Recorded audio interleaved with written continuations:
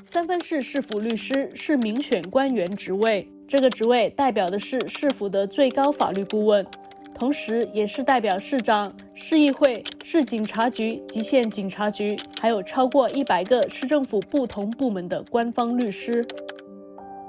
I will tell you, the vast majority of anti-Asian hate incidents are not violence. It's discrimination. And it's often hard for the criminal justice system to grapple with that.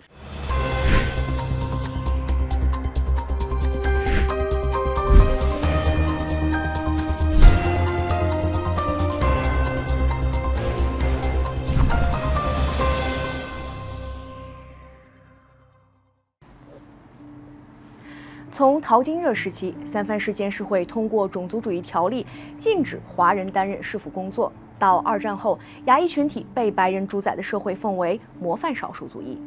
不管是从阶层待遇还是身份认同，亚裔群体是否可以通过努力，逐渐在政界也拥有一席之地？大家好，欢迎收看《仇恨边缘》，我是主持人张歆艺。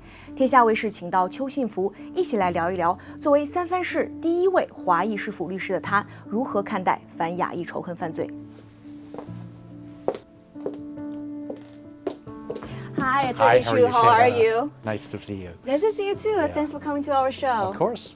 So, Attorney Chiu, from 2009, you were a supervisor in San Francisco until you joined the State Assembly in 2014. Until last year, you became the first Asian American city attorney in San Francisco. Could you tell us about this journey and what drives you to be a public servant? Sure. Well, maybe the first thing I should say is when I was growing up, I never expected to be where I am today. I'm the first kid in my family born in the United States. When I was growing up, I never thought I would become a lawyer or an elected official because my immigrant family, we knew no lawyers, we knew no elected officials. My parents wanted me to become a doctor, like many kids of Asian immigrant parents. But my freshman year in college, while I was taking these pre-med courses, there was an incident that really shaped me. There were 8 Asian students who were heading to a dance. They were on a bus in the dark when one of the young women felt something dripping from her hair. Turns out it was spit. There were football players from their university who attacked them on that bus, called them racial epithets. They were subjected to 45 minutes of incredible harassment and spitting and racism. And what was so horrifying about that incident wasn't just what happened that night, but in the coming days, the school administration refused to discipline the star football players that had attacked these students. And there was a call put out to Asian American students in the area, and I showed up on that campus. And I was so upset about what was happening that I started to get more involved in campus activism, started studying the civil rights movement, decided ultimately to go to law school because I wanted to fight for our community, wanted to fight for justice. So what does being the first Asian American city attorney in San Francisco mean to you? It's incredibly humbling. Again, I never thought I would be in this spot. I mentioned that I decided to go to law school because I wanted to fight for justice. And to me, that's always been the call of being a lawyer and being a public interest lawyer, a lawyer in the public service. In my new role, I get to fight for our communities in all sorts of different ways that are not only fascinating, but really personally fulfilling in a way that allows me to serve our community. And with all the opportunities I've gotten in my life, it's just an incredible honor. How have you seen the hate crime changed over the decades? There have always been hate crimes. Unfortunately, we have a history, a deep history in our country of anti-Asian discrimination and racism and yes, even violence. But what we've seen in the last 2.5 years has been incredibly disturbing. The most recent cycle of anti-Asian hate started to spike at the beginning of the pandemic, really coinciding with when former President Donald Trump referred to the Chinese virus, referred to Kung flu, and unfortunately unleashed this underbelly of racism and discrimination. And during this time period, I was in touch with a couple of Asian American colleagues of mine who had similar positions in New York and Boston. So a friend of mine who was in the state legislature representing New York City's Chinatown, a friend who was sitting on the Boston City Council representing Chinatown, who was Michelle Wu, now the mayor of Boston. We were comparing notes from 2.5 years ago, and we all noted that business in our respective Chinatowns had dropped by 50%. And unfortunately, that was the beginning of a real spike. And we started to see after that the violence. I remember there was a senior Asian who was collecting cans in the Bayview neighborhood in San Francisco who was assaulted. And a couple days later, there was a Chinese woman who was walking in the Stockton Tunnel right outside of Chinatown who was assaulted and robbed of her purse. And then it just started. We've seen a tremendous spike all over the country. I think most of America focused on the murders in Atlanta, which were horrific. But all of us throughout the country, we've seen violence in our communities everywhere. And it's been incredibly disturbing. So when you grow up, do you feel the hate? I do have to admit, I certainly did experience racism. I was often the target of racial slurs, racial epithets. At the time, I sort of ignored it. I didn't really think much about it. I sort of just assumed this is what was normal. And it wasn't until I was in college that I really had more of an awakening around these issues and really understood how wrong this was.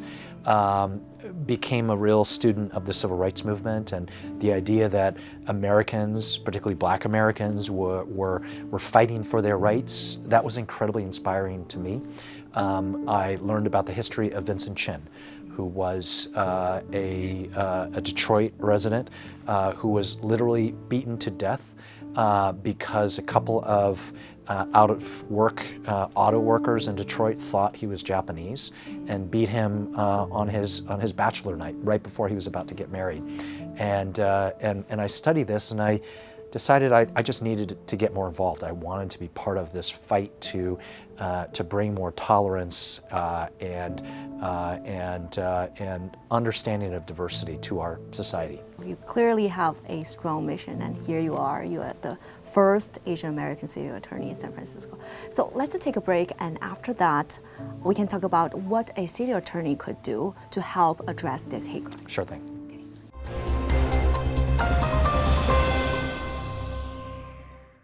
欢迎回到仇恨边缘，让我们继续和三藩市市府律师邱信福一起来聊一聊，针对反亚裔仇恨犯罪，政界都做出了哪些努力。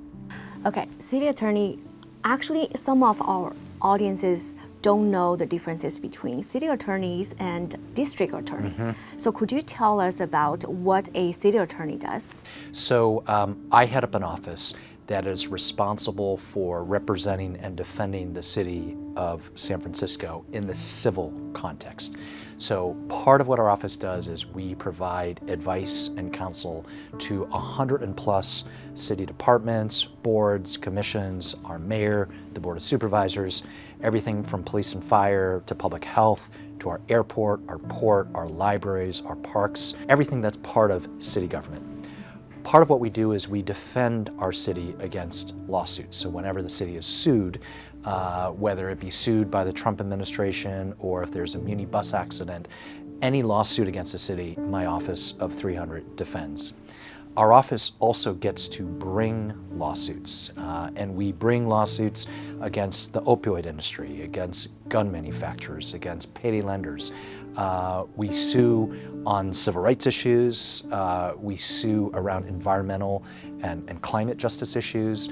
We sue to make sure that people's buildings are up to code. And we also investigate public integrity investigations, public corruption. What we don't do, though, is we don't investigate crimes. So anytime there is an arrest in San Francisco, the decisions around criminal prosecutions are underneath the district attorney, who was formerly Chesa Boudin, who is now DA Brooke Jenkins. Yeah. So that is separate from what we do, but we essentially handle all other legal matters in the city. I see. So is that possible for a city attorney to address this hate crime?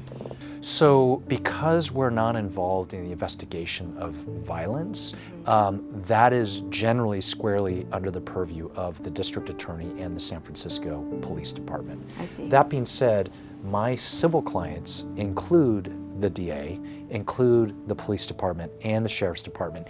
We provide counsel, legal counsel, to all of our law enforcement agencies. And so I have had many conversations with the mayor, the board of supervisors, with our police chief and our district attorney about what more can we do to attack and end the anti-Asian violence that we are seeing on our streets. I see. So you can advise. We can advise. And I should mention that just last year, I was in the California State Legislature. I chaired the Asian Pacific Islander Legislative Caucus, the Asian legislators, and we prioritized tackling anti-Asian hate. And right before I left the legislature, working with my colleagues, I helped to champion the largest investment of state funding in the history of California and in the United States to tackle anti-Asian hate. We were able to get our colleagues to invest $166 million in grappling with anti-Asian hate.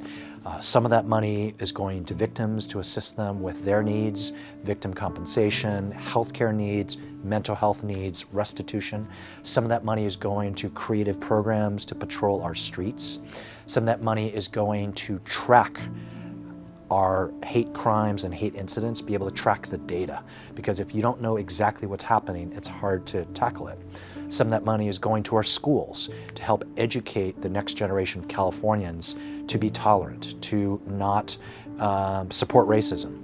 Some of that money is going to ethnic media like Skylink TV, so that you can help get the word out about what's going on around racism and hate. So that was something that I did as a legislator, and now that I'm as a city attorney, I want to make sure that those monies are used well. And so I've been working with the mayor and the district attorney and the police chief in thinking about creative ways of tackling the hate because it has been so incredibly disturbing and ongoing. Yeah. So you worked in the state assembly for 7 years. I did. And you authored 75 bills that wrote into the law, right? Mm-hmm. So in your opinion, what do you think the lawmakers should do? Or what kind of bills do we need right now to alleviate this hate crime? Well, part of it is around budget decisions, right? How government spends money is a reflection of our values, and I was very appreciative of my non-Asian colleagues, of our governor, for supporting our Asian community in making such a serious investment in anti-Asian hate. I know there are state legislators around the country that are looking to what California is doing at this moment to do more. But also at the same time, we've got to make sure that we have laws on the books that make it very clear that if you attack someone because of their race, because of their ethnicity, that is wrong. Part of this is around hate crimes and what is happening on our streets and making sure that our police officers and our district attorneys are making the right decisions in cases. But part of it is also addressing racism. I will tell you, the vast majority of anti-Asian hate incidents are not violence. Mm-hmm. It's discrimination. Yes. It's being called a name. It's graffiti. It is someone who's harassing you because of what you look like. Mm-hmm. And it's often hard for the criminal justice system to grapple with that. That's oftentimes more appropriate for our school system to deal with that. And this is why I was and am a huge champion, not only for more funding for our schools, but making sure that we are promoting ethnic studies, teaching everyone about our history. For example, I would like for all students to know about the Chinese Exclusion Act, to know about Japanese American internment, to know the story of Vincent Chin, who was murdered because of the fact he was Asian. The more everyone knows about our diverse histories, I think that makes it less likely that racism will be allowed to fester and to result in terrible incidents. Okay, so let's take a break. Then after that, we can talk about what should we as a society, the public, or individual families should do to stop the hate. Great.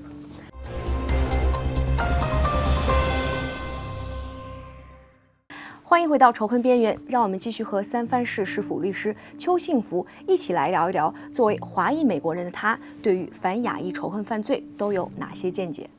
Okay, City Attorney, so if we take out your titles, you just as a citizen, as a father, as a Asian American, what do you think the society, the public should do to stop the hate? Well, I think everyone has a responsibility in addressing the hate.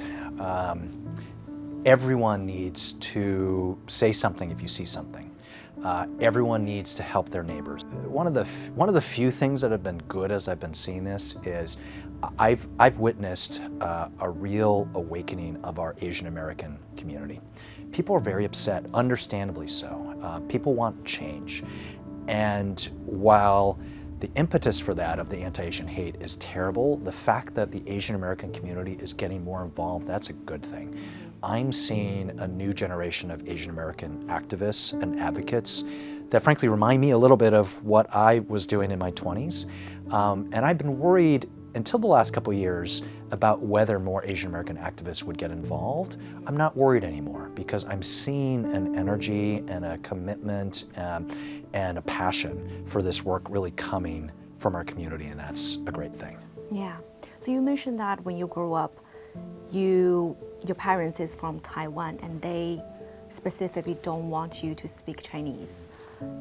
Could you tell us why? Like many parents from their generation in the 1970s, they were really concerned that if I spoke too much Chinese, that it would make it hard for me to learn English and that kids at school would make fun of me. So they stopped speaking to me in Chinese, only spoke to me in English. And fast forward to today, I'm a father of a 6-year-old. It's been incredibly important for my wife and I that our son speak Chinese. He's in a Chinese immersion school. And you know, my hope for my son is that he doesn't experience or see the racism and the anti-Asian hate that we are seeing right at this moment. I'm hopeful. He and his little classmates are just starting to understand what's going on in the world and are just starting to pick up some of these issues. But my hope is we'll figure this out in the coming years so that he doesn't really see the brunt of all of the ugliness and the violence and the hate that we are seeing. Or if he does, that he is motivated like others right now to do something about it. Yeah, I hope your son will never experience that, but if he does, he has a role model. Well, if he does, I hope he'll be a fighter. So what's your tips for our audience to legally protect themselves? Well, I think it's important for everyone to be careful, be aware of your surroundings, particularly if you're by yourself, particularly in the evenings. I think it's important that that for folks who are a little more vulnerable in our community, that we watch out for them. We've seen too many Chinese seniors who've been attacked in horrific incidents. So I'm very supportive of the various creative escort and patrol programs that we've had around our city. And I would also say it's really important for law enforcement to work. There has to be a basis of trust and cooperation between our citizens and law enforcement. I know this as a former criminal prosecutor who saw the ugliness of violence in our streets. Policing doesn't work if we don't have residents who are willing to be witnesses, who are willing to call 911 and document the incident that they saw. So as I said before, we need people who see something to do something and to be willing to step up and speak out, but also to be counted. So if you see an incident, track it on Stop API Hate.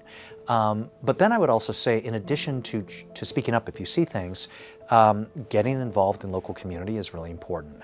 We have seen a lot of Asian Americans get involved in new organizations and new groups, to get involved in improving our schools, to get involved in keeping our communities safe, cleaning up our community. I'll mention one specific thing that my office has done, which I'm proud of, which is years ago when I was a community activist, I thought that immigrant parents, non-citizen parents, ought to be able to vote in school board elections.